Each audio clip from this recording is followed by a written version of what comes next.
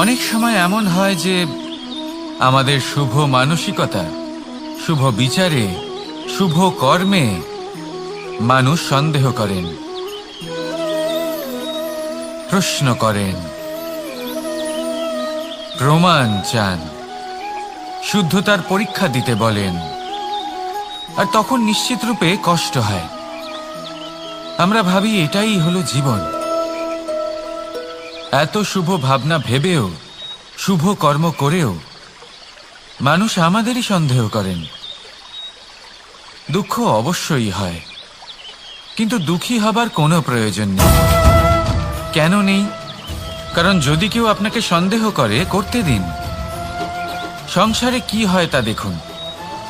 এই সংসারে সোনার শুদ্ধতাকেই পরখ করা হয়, কয়লার কটুতাকে নয়। আপনি হলেন স্বর্ণ, তাই আপনার শুদ্ধতা অবশ্যই পরখ করা হবে। সেটা তো হবেই হবে। আপনি নিজেকে দুঃখী করবেন না। আপনার কর্ম শুধু একটাই, স্বর্ণর মতো উজ্জ্বল থাকা। এই সংসার আপনার ভাবনা, চিন্তা, কর্ম এবং শুদ্ধতার প্রমাণ পেতেই থাকবে। তাই আসুন আর আমার সাথে ভালোবেসে বলুন, রাধা রাধা। অনেক সময় এমন হয় যখন মানুষ আমাদের সত্যকে অস্বীকার করতে থাকেন আর মানুষের মিথ্যে কথাগুলিকে গ্রহণ করেন, তাও আবার অত্যন্ত সহজে। তখন আমাদের খুব দুঃখ হয়, বড়ই ক্রোধ হয় মানুষের এই মানসিকতা নিয়ে। কিন্তু এটা জানা অত্যন্ত গুরুত্বপূর্ণ যে এমন কেন হয়। কারণটা কি আপনি? আপনারই কি কোনো দোষ রয়েছে? কখনোই নয়। কারণ হলো এটা যে এই যে সত্য, এই সত্যের মূল্য অত্যন্ত অধিক। এতটাই অধিক যে অনেক সময় অনেক ধনী ব্যক্তিও এর মূল্য মেটাতে পারেন না। সেখানেই যদি মিথ্যের কথা বলি, তাহলে এর মূল্য অত্যন্ত কম। অত্যন্ত সহজে এই মিথ্যে সবার মধ্যে বিক্রি হয়। সত্যি বলতে এটা ভাবা আপনার কর্ম নয় যে লোকে কেন আপনাকে বুঝতেই পারেন না, আপনার সত্য কেন বুঝতে পারেন না। আপনার কর্ম হলো আপনার সত্যের সাথে দাঁড়িয়ে থাকা, সেই সত্যের সাথে চলতে থাকা। কারণ সত্য তার কাছেই আসবে যে সত্যকে খুঁজে নিতে চায়। নয়তো বেশিরভাগ মানুষ মিথ্যেকে নিয়েই প্রসন্ন রয়েছেন। আপনি সত্যের সাথে কর্মের পথে অগ্রসর হতে থাকুন। সত্য বেশি দিন লুকোনো থাকে না। সংসারের সম্মুখে এটা অবশ্যই একদিন আসবে, কিন্তু তখনও সেটা মানুষের ওপর সে বিশ্বাস করবে কি করবে না। আপনি কর্ম করতে থাকুন আর আমার সাথে ভালোবেসে বলুন, রাধা রাধা। জীবনে যখনই আমরা এমন কোনো পথে চলতে চাই যা মূলত কাঁটায় ভরা, ছোট পাথর থাকে যা বিঁধে যেতে পারে, তখন আমরা কি করি? আমরা পাদুকা ব্যবহার করি, আর তারপরে আমরা খুব সরলভাবে সেই পথে অগ্রসর হতে পারি। কিন্তু যদি পাদুকা আর পায়ের মাঝে কোনো ছোট পাথরও এসে ফেঁসে যায়, তখন কিন্তু আমরা খুব কোমল পথও পার করতে পারবো না। কিছু বুঝলেন আপনারা? এর সারমর্ম হলো এটাই যে আমরা বাইরের যুদ্ধ জয় করতে পারি, সেখানে সফল হতে পারি, কিন্তু তার থেকেও অনেক বেশি গুরুত্বপূর্ণ আর অনেক বেশি কঠিন অন্তরের যুদ্ধ হয়। অন্তরের সমস্যাগুলি হয় লোভ, মোহ, ক্রোধ, লালসা, ভয়।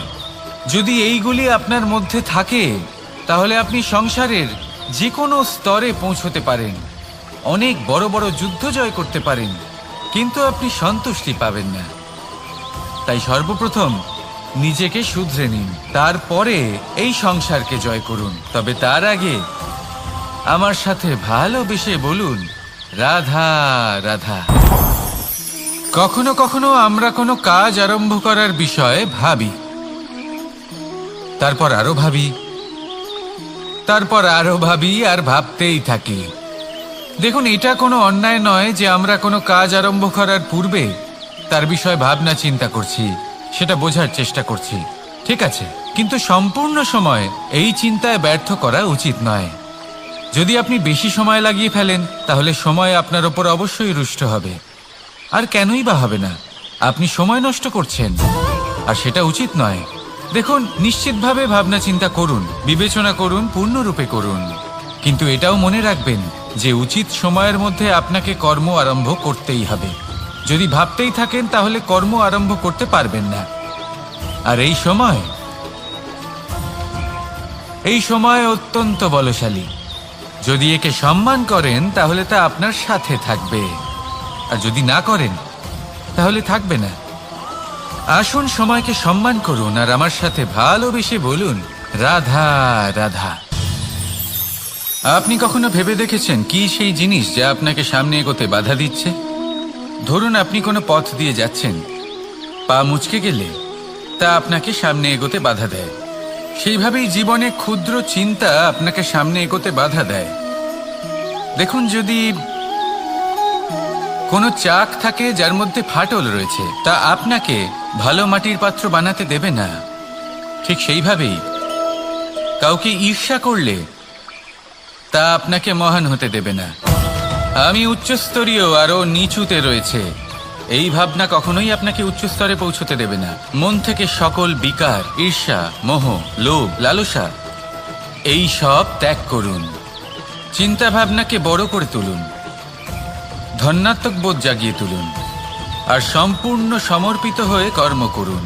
মহানুভবতা আর সাফল্য এই দুই আপনার পদানত হয়ে থাকবে। তাহলে আসুন আর আমার সাথে ভালোবেসে বলুন, রাধা রাধা। এই সংসারে এমন কখনোই হবে না যে আপনি কিছু একটা করলেন কিন্তু তার মূল্য আপনাকে দিতেই হলো না। যে কোনো কাজের জন্য, যে কোনো কর্মের জন্য আপনাকে মূল্য দিতেই হবে। প্রকৃতিও আমাদের এটাই শেখায়। আকাশে দেখুন সূর্যকে, প্রত্যেকদিন আমাদের প্রকাশ প্রদান করেন। এনাকে সূর্যনারায়ণ বলা হয়। ইনি কি মূল্য প্রদান করেন? নিজে জ্বলতে থাকেন। ধরিত্রী মাতা, এই ভূমি, ইনি কি মূল্য প্রদান করেন? প্রহার সহ্য করেন। আমরা এই ধরিত্রীতে প্রহার করে মাটি খুঁড়ে তাতে বীজ বপন করি, তবেই আমরা অন্ন লাভ করি, তবেই ফসল পাই। জীবনে যদি আপনাকে সফল হতে হয়, সম্মান পেতে হয়, যশ পেতে হয়, তাহলে আপনাকে মূল্য দিতেই হবে। যদি আপনি সাফল্য লাভ করতে চান তাহলে দিন রাত আপনাকে ত্যাগ করতে হবে, যেখানে সমগ্র সংসার সন্তোষ অনুভব করছে, আর আপনাকে করতে হচ্ছে পরিশ্রম। যদি আপনি সম্মান প্রাপ্ত করতে চান তাহলে আপনাকে সেই সুখ ত্যাগ করতে হবে যা সবার কাছে রয়েছে। যদি আপনি যশ লাভ করতে চান তাহলে নিজের অন্তরকে মেরে ফেলা আপনাকে শিখতে হবে, তবেই আপনি যশ লাভ করবেন। জীবনে শুধুমাত্র ধন মূল্যবান নয়, কিন্তু এই যে মূল্যের কথা আমি বলছি সেটা যদি আপনি দিতে পারেন তাহলে নিশ্চিত রূপে এটা আপনাকে আরো মূল্যবান করে তুলবে, নিশ্চিত রূপে গড়ে তুলবে। তাহলে এটাই করুন আর আমার সাথে ভালোবেসে বলুন, রাধা রাধা। असतो मा सद्गमय, तमसो मा ज्योतिर्गमय, মৃত্যুর্মা মৃতঙ্গময়। জ্ঞান সেটাই যা অসত্য থেকে সত্যের পথে চালিত করে। প্রকাশ সেটাই যা অন্ধকার থেকে আলোর পথে নিয়ে আসে। জীবন সেটাই যা মৃত্যু থেকে অমরত্বের পথে নিয়ে যায়। এবার এই তিনটে, জ্ঞান, জীবন এবং প্রকাশ, একই রকম। শূন্য থেকে এর উৎপত্তি হয় এবং আস্তে আস্তে আপনার জীবনে বিস্তার লাভ করে। এবার আমরা এটাই ভাবি যে কেমন করে এই তিনটিকে আগলে রাখা যায়। এর উত্তর হলো, এদের আগলে রাখার প্রয়োজনই নেই, ভাগ করে দিতে হবে। কোনো বৃক্ষকেই দেখে নিন, একটি বৃক্ষ অনেক বছর ধরে বেঁচে থাকে। কেন? কারণ সে ভাগ করে দিতে জানে। সে নিজের বীজ ছড়িয়ে দেয়, এই ধরিত্রীতে দেয়, সেই বীজ যা অঙ্কুরিত হয়ে এক নতুন বৃক্ষকে জন্ম দেয়। শুধু ছড়িয়ে দিয়ে একটি বৃক্ষ জীবন দান করতে পারে। যদি কোনো ব্যক্তি জ্ঞান ছড়াতে শিখে যান, যদি প্রকাশ, আলোর কিরণ ছড়িয়ে দিতে শিখে যায়, কোনো ব্যক্তি তার জীবনের সুখ ছড়িয়ে দিতে শিখে যান, তাহলে তিনি মৃত্যুর পরও মৃত হন না। এই ভাগ করে দেওয়ার সুখটাই কিছুটা আলাদা। এই সুখ অনুভব করুন আর আমার সাথে ভালোবেসে বলুন, রাধা রাধা। এই সংসারের সব থেকে বড় যুদ্ধ কোনটা? দেব-অসুরের যুদ্ধ, যা অনেক বছর ধরে চলেছিল, নাকি রাম রাবণের যুদ্ধ, নাকি মহাভারত? না, সংসারের সব থেকে বড় যুদ্ধ হলো সেইটা যা নিজের সাথে লড়া হয়, নিজের মনের সাথে লড়া হয়, নিজের অন্তরের সাথে লড়া হয়। এটাই সব থেকে বড় যুদ্ধ।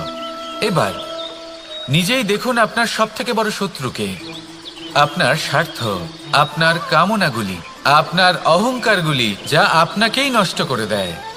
যদি এদের ওপর আপনি বিজয় লাভ করতে পারেন, তাহলে ধরে নিন এই সংসারে সবার ওপরে আপনি বিজয় লাভ করতে পারবেন। এই সংসারে কেউ আপনাকে পরাজিত করতে পারবে না। কিন্তু তার জন্য প্রয়োজন অনুভূতির। অনুভূতি ভালোবাসার, অনুভূতি অনুপ্রেরণার। যে ব্যক্তি ভালোবাসতে পারেন এবং প্রেরণা দিতে পারেন, তিনি চিরকাল জয়লাভ করতে পারেন। নিজের কাছে ভালোবাসার এক অস্ত্র রাখুন আর প্রেরণার এক ঢাল। জীবনে কেউ আপনাকে পরাজিত করতে পারবে না। আসুন আর আমার সাথে ভালোবেসে বলুন, রাধা রাধা। খুব বড় একটা প্রশ্ন করতে চলেছি। এই সংসারের সব থেকে বেশি সুখী কে? এবার কেউ বলবে সেই ব্যক্তি যিনি সব থেকে বেশি ধনী, যার কাছে সব থেকে বেশি ধন আছে, আভূষণ আছে, স্বর্ণ আছে। কেউ বলবেন কোনো রাজ্যের রাজা, কারণ তিনি শাসন করতে পারেন, তার আদেশ ছাড়া কোনো কাজ সম্ভব নয়, ইত্যাদি ইত্যাদি। এর উত্তর যদি আমি দিই, তাহলে এটুকুই বলবো, সংসারের সব থেকে সুখী ব্যক্তি হলেন তিনি যিনি সন্তুষ্ট। তার কাছে সন্তোষরূপী ধন আছে, যা তাকে সুখী রাখে। এবার এই সন্তুষ্টি, সেটা কিভাবে আসে জীবনে? এটা আসে ধৈর্যের কারণে। ধৈর্যের এই অনুভূতি অত্যন্ত শক্তিশালী। এই ধৈর্যই কিন্তু আমাদের ধরিত্রীকে ধরিত্রী মাতা করে তোলে। কারণ ধরিত্রী মাতা ধারণ করেন, সহ্য করেন, ধৈর্য ধরেন এবং নিজের কর্ম করতে থাকেন। সেটা ধৈর্যই ছিল মাতা সীতার মধ্যে, যা রাবণের অন্ত করে দিল।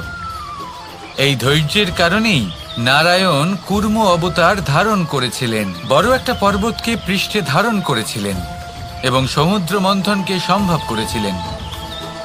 সেই জন্য সর্বপ্রথম মনের মধ্যে ধৈর্যকে নিয়ে আসুন।